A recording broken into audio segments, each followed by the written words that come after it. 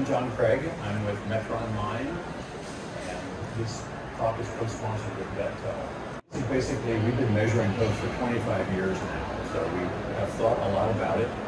On the left, you see a little experiment we did where we intentionally misaligned the radiography system with the hoof, going plus or minus 15 degrees out of alignment. And we're showing that the palmar angle measurement is staying pretty good. Certainly over plus or minus 10 degrees misalignment, you get a palmar angle within half a degree. And we do this because some people have sort of poo-pooed measurement, like, well, measurement's good, but if you don't have everything just perfect, it's not going to give you good numbers. But actually, certain measurements, and many measurements, are actually quite robust to minor misalignments. Now, on the right side of the screen, you see another experiment where the red cross shows you where the central beam of the X-ray generator is pointed. People have lots of discussions about, well, for good measurements, we need to shoot right across the top of the block or point it at the navicular.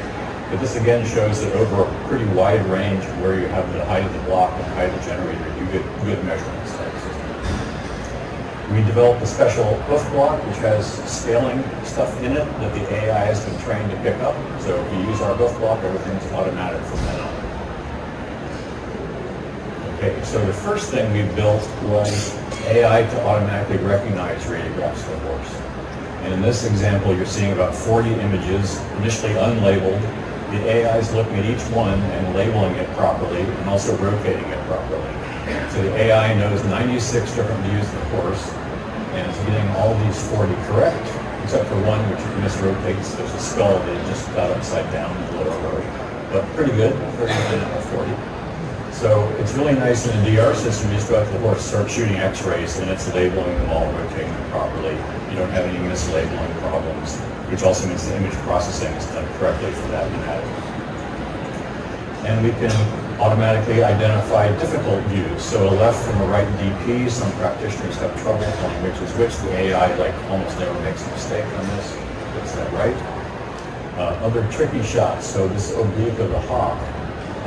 Some practitioners shoot it as on the left, under the belly of the horse. Others shoot it from behind, like you see on the right. So if we shoot a left hawk, as you see on the left of the screen, and a right hawk, as you see on the right of the screen, the two images look very similar. So we want to be able to hand that image to the AI and have the AI say which leg it was. And so to do that is tricky, but we're at about 95% success rate. So it's pretty cool what the AI can do. So once we have that classification problem solved, we went into auto measure, and this is really where the AI gets powerful. So as an introduction to this, I'd say that there are hundreds and hundreds of publications in the veterinary literature about measuring different things in all different species. But I think it's sort of underutilized in practice. And that's because you guys are too busy to do measurements.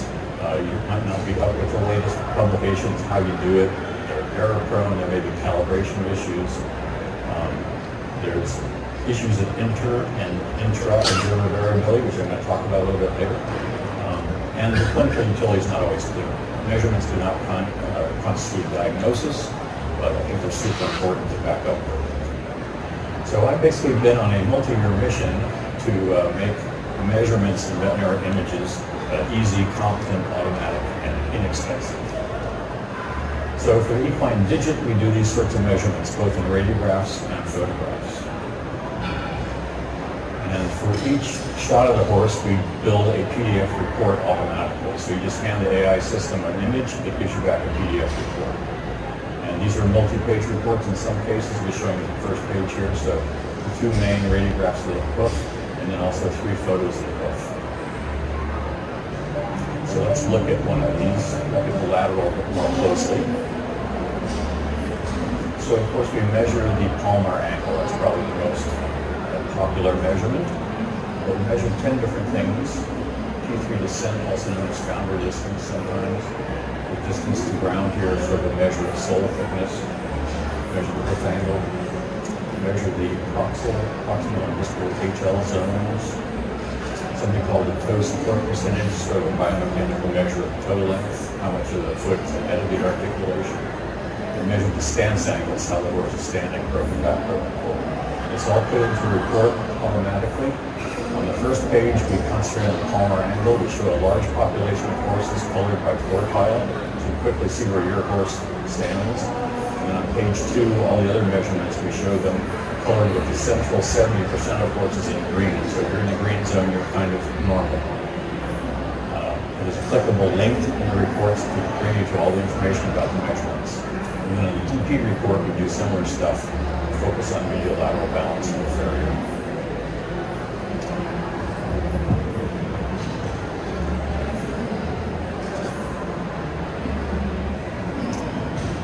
Okay. So, and by the way, we're using the same technology to do this for small animals. So these are 7 reports now available for dogs. We're showing all kinds of things. Heavily measurement based, also do circle bladder stones in certain conditions, but mostly we're into measurement.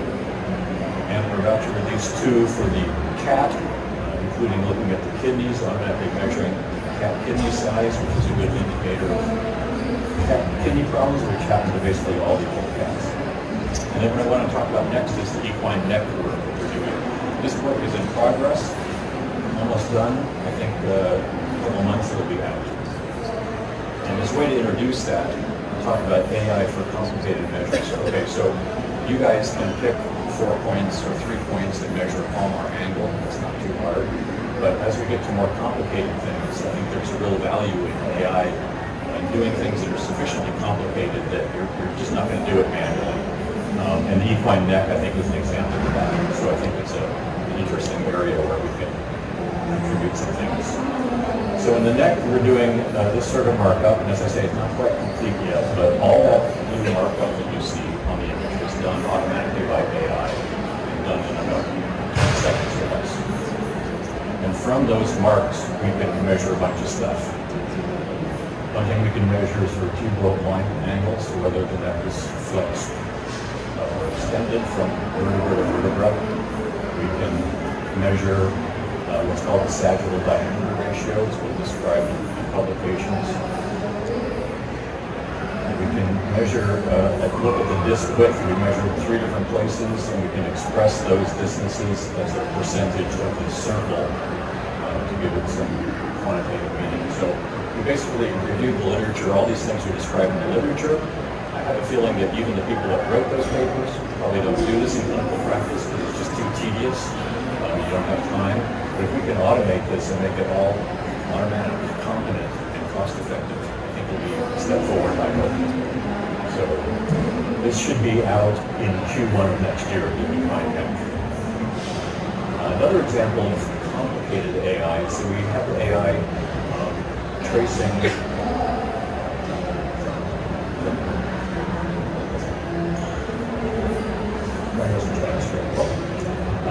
this red curve on the left is a bright contour you can see in the lateral hoof radiograph. And the AI traces that curve, and then we have a way to quantify the area under that curve. And essentially it tells us how concave the pedal bone of the horse is. And horses, if we look at the data, horses tend to be born with up concave P3 bones, and over their lifetime they demineralize a bit flatter. In a pre-purchase situation, you probably don't want to buy a horse that's young and already has a remodeled flattish pedal bone. So I think this is an interesting metric. Again, it's an example of something that's probably too tedious. People aren't going to trace the curve on their own, but AI can do it for you automatically in a few seconds after you shoot the radiograph. Another important area for AI is to have AI help you get a good image or make sure you have a good image. Okay, so you can help the technician or whoever shoots your radiographs. As an example, the DP shot of the equine lower leg is notoriously, I think, a little bit difficult. I see lots of terrible shots. If the horse is a little bit toed out or toed in, people don't line up the apparatus correctly. So it'd be cool if we had a way for the AI to tell us, is this image, are you well aligned? Is this a well taken geometrically radiograph? So we've developed a metric to do that based on AI. And this is a whole other 45-minute talk, which we don't have time for today, but I'll just show you the kind of result. So first of all, the green line, we place at the most distal end of P2. Blue line, we connect these rather well-defined points on P1, as you can see. So those 4 points very well-defined. The AI is trained to pick them automatically and set these lines up. And medial-lateral balance can be judged by the green line. We'd like that to be essentially parallel to ground. say, a whole discussion about why we do it that way and not some other ways that are proposed. This is a good way, I would argue, to medial lateral balance. The blue line helps you with the problem of alignment because the extra apparatus well aligned with the leg. And basically, the story is if the green line and the blue line are perpendicular, that's going to be our measure of a well-aligned shot. And then we define something called P1 alignment, which is how many degrees away from perpendicularity are those two lines. And I'll show you some examples of this. So here's the same foot, and on the left we took a shot, and it's a good shot because the P1 alignment is very small, almost zero. So that's a well-aligned shot. Blue and green lines are perpendicular. As we move the apparatus around the leg, they start going out of perpendicularity. Then you know that you weren't shooting on axis of the leg. Okay, so that's the idea of the Metron. Here's the same foot, two different shots. On the left we took our first shot. See, the P1 line is almost 6 degrees. That's a little bit high, so we say let's take a better shot. So on the right we take a better shot. Now it's very close to zero, so it's a perfectly aligned shot. And that means the related measurements that we make for medial lateral balance can now be trusted. Right? So if you want to measure something accurate, you need first a filter, is it a well-taken image? And you see the medial lateral balance measure changed by about a degree, which is pretty big in terms of medial lateral balance. So the image on the right, we know it's a good image, we can trust the measurements. Here's two different feet. Both are well-aligned shots because P1 alignment is small, but there's a medial lateral imbalance, so both of them should have the failure to take down the lateral side. We get that coffin joint tilt, as we call it, get that closer to zero. Okay, so that's an important thing you can do with AI, is to judge if images are good, and then you can trust your follow-up measurements to come. And interestingly, if we look at this P1 alignment thing I just described, and here we look at it on a big population of 5,000 radiographs, and these were taken without our P1 alignment being used by the practitioner. We get this bell curve, as you'd expect, and the really super interesting thing to me is that the median came out to be almost exactly zero. So what's that mean? That means that this way of aligning with the blank column that I'm suggesting is nothing new. We don't have to tell you guys, oh, you should be 3 degrees this way. It's what people are trying to do. They're trying to line up in the way I've suggested. But sometimes they're off to the medial side, sometimes the lateral side, so you get the bell curve. So we're not really trying to change the way to the DP. That's good. It's hard to influence the industry. But we have a way for any given shot, we can tell you if you go well aligned. So, and it's all automated in AI. So here on the left, we're just showing a succession of shots going by. And they don't have to be beautiful x-rays. Also, our system's quite robust. You can throw a pretty crappy image at it, we can still do the measurements, which is nice, because the real world is actually full of crappy images, it turns out. And we build a one-page report that shows you the results. Okay. Now, for the educational part of the talk, can AI help with intra and interoperability issues? Okay, so two different people measure the same thing, they get different numbers. And that's one of the reasons people downplay measurement, kind of poo-poo it. Well, it depends how you measure it, something like that. So I think AI could help with this problem. Okay, so a couple of issues. First of all, AI has zero intra-observability. The AI will measure the same image the same way this week as last week as next week. So there's zero intra-observability using AI to do the measurement. And AI, of course, is very consistent once it's trained. It's not tired one day, it's not grumpy one day, so it's very consistent. And this is probably the hard part. We can put AI systems that are validated by human experts. So what we need to do is build an AI and then convene a council of experts to look at it and say, yes, it's working well, we trust it, we believe it. If we can get to that point, that's very good, very useful. Intra-observability, that probably goes away completely if we're using this one master AI algorithm that experts have agreed is working. Right? Because then every image in the future is read and measured by the same entity, the same AI. So then you can push tens of thousands of images through that algorithm and you come up with all kinds of nice statistics as you see in our reports. This distributions and so forth, and answer lots of interesting questions, which to date, we really don't have data on. If you read papers, they'll say we did a retrospective study on 37 horses, but now we can do it on 37,000 horses, but the AI measure will those statistics for us.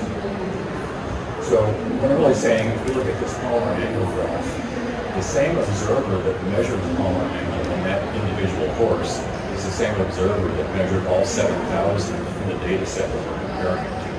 So there's no inter-observer variability. So this makes it very powerful and gets us over one of the hurdles that people talk about when they talk about measuring systems. So I think the answer is yes. I think AI helps with this problem quite a bit. Okay, and this is real stuff. This is not pie in the sky. This exists today, and this is where you can get it. So VetTel is our U.S. distributor, and they have AI built into their DR systems. So it's very powerful to have it right in the DR system. You shoot the X-ray, it comes on the screen. 5 seconds later, it gets measured on the screen. 5 seconds after that, a PDF file gets put into the same study with that image, which you can then email to the client or whatever. And also, we have the built-in stuff. If you take a off-axis DP X-ray, the DR system voice announces poor alignment and actually says something like generator more medial, or generator more lateral, so it's helping to tell you how to take a better shot. So it's very cool to have it at acquisition time in a DR system. In the middle, we have a product called Metron IQ. This is a cloud-based service. This is if you don't have a VetTel DR system, anyone can use the AI by signing up for Metron IQ. You upload an image, you get back a PDF report in a minute. So it's super cool. I'm going to show you a demo of that on the next slide. And then on the right, we have an API to our AI engine in the cloud. And we're actually looking for partnerships with other veterinary imaging companies to provide our AI into their system. So if you guys use Asteris or VetRock or one of these systems, you say, I'd like when I'm looking at my VetRocket screen, I'd like to press a button to measure the VHS or to measure the Palmer angle. And our AI could be put into the VetRocket system. So we just need to make the deal with VetRocket, which we're working on. So those are the 3 ways you can actually get at our AI. Here's a demo of Metron IQ. So from whatever system you use, you can DICOM send to our cloud. Of course, you can have it set up so it automatically sends everything you shoot to the cloud if you want. One image is set sideways, so it's kind of installed sideways. That doesn't matter, the AI will figure it out. So here we sent 2 images for a horse named Silver to the cloud. Then you go to the website and just log into your account, and you'll see your list of all your reports. And this is in real time, by the way, so the reports are already there, already ready to look at. There'll be a cover page where you can have your logo, and then there's a 3-page report on the lateral X-ray, and a 1-page repeat. And you'll see our paradigm is to have a watermark called radiographic review on the image, because we want the doctor to check the results of the AI. With 2 clicks, you can say it's okay, or you can go into the editor. If you think the AI made a mistake, you can come in here and you can move points around and make changes to what the AI did. This AI actually was fine on this one to show you can move things around. And then you can click save and it'll update that page. For the DP, we'll just say, yeah, I trust the AI, so we're just going to click on accept markup and clear the water. So everything is still in control of the doctor. It's not mystery AI. You see what it did, you can move it around if you don't trust it. Nothing actually mysterious about it. And you'll gain trust in it. You'll say, hey, this stuff's actually working. And you get the 3-page report. There's a cartoon to show you what the measurements mean in the upper right. This is the measurement of how concave or how flat the head is.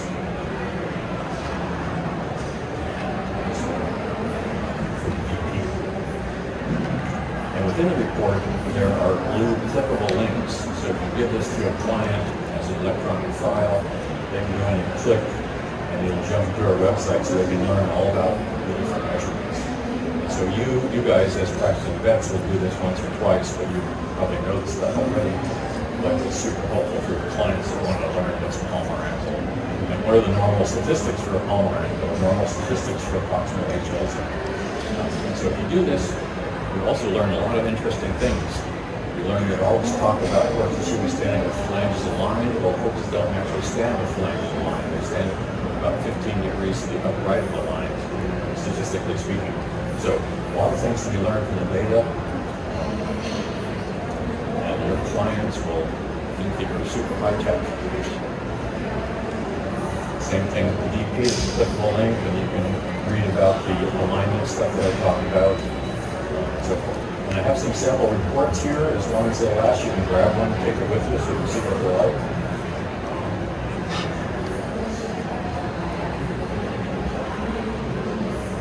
So, I think I'm on time. Yes.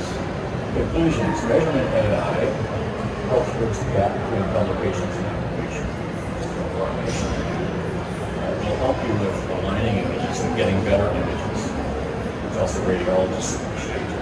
It addresses some multi-observer issues, and I think it's going to allow us to do some really complicated things, which otherwise are just not going to happen. So it's going to be a positive step forward for the industry.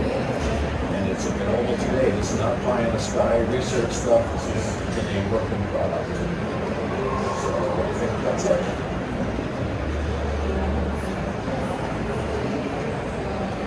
Thank you for attending.